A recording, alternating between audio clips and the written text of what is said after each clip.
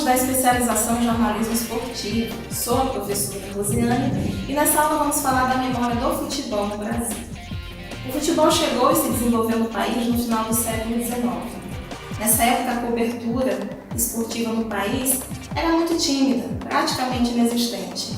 As práticas e outras modalidades esportivas, elas não ganhavam espaço e nem interessava a imprensa cobrir esses boletins sobre jogos. O futebol chega e promove uma revolução, né? Essa popularização vem rapidamente. Ela cai no gosto da elite, chama a atenção das classes menos favorecidas. Ora, é um esporte novo que é capaz de reunir várias pessoas num local, numa chácara, num estádio, para promover essa nova prática de lazer, corrida atrás da bola. Um dos principais personagens responsáveis pela difusão do futebol no Brasil é o aristocrata Charles Miller. Filho de pai inglês e mãe brasileira, Charles Miller retornou ao Brasil após 10 anos de estudos na Inglaterra, onde ele praticava futebol, em 1894. Ao desembarcar em São Paulo, ele trouxe consigo uma bomba, bolas, um apito e um conjunto de regras sobre futebol para desenvolver lá no seu estado. Nesse momento, o futebol se desenvolve num ambiente fabril, nas fábricas, onde os colaboradores das empresas vão formando times, clubes, para poder fazer pequenas partidas. Tudo isso de uma forma ainda de lazer, uma brincadeira, né? Charles Miller organiza a primeira partida de futebol entre as empresas Harvey e a São Paulo Gas Company, empresas com imigrantes franceses, alemães e portugueses também. Charles Miller participa desse jogo, ele fez 2 gols. Mas antes de Charles Miller, há registros de pé na bola, o pró-futebol no país. E aconteceu em 1878.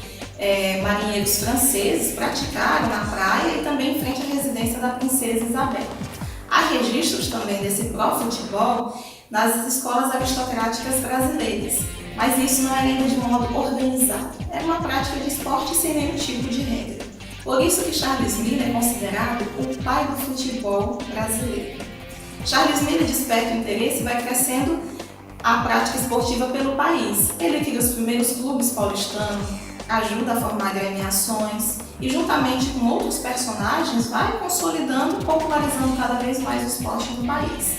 Ele é responsável por fundar o São Paulo Athletic Club, Mackenzie, Paulistano, Internacional, entre outros, organizado com a estrutura da prática inglesa. Um outro personagem que percebe essa popularização é o aristocrata Oscar Cox.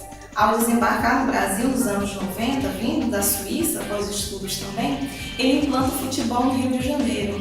Ele cria o Fluminense Futebol Clube, um clube dos maiores clubes brasileiros existente até o momento, e ele vai sendo criado para a elite carioca, como uma forma de lazer.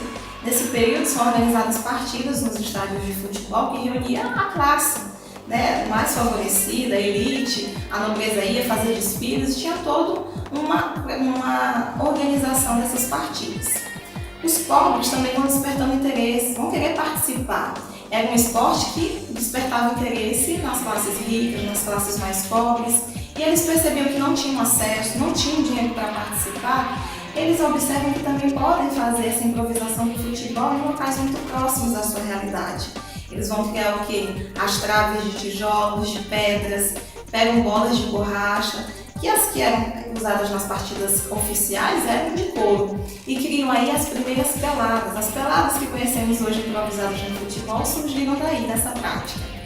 O primeiro registro que nós temos de um estádio adaptado para o futebol é do Velódromo Paulistano, que em 1900 começou a receber essas partidas oficiais. Ele foi adaptado com arquibancada, com iluminação e uma estrutura adaptada para o futebol. Em 1916 ele foi demolido e reconstruído novamente para receber o esporte, que foi, nesse período foram criadas ligas, outros clubes também se popularizando durante essa prática no país.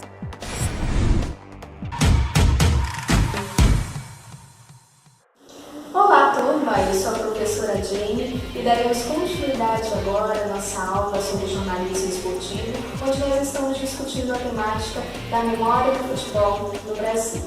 Como Como dito anteriormente pela professora Rosiane, o futebol chegou no Brasil no finzinho do século XIX e início do século XX, trazido por um brasileiro, filho de um inglês e de uma brasileira.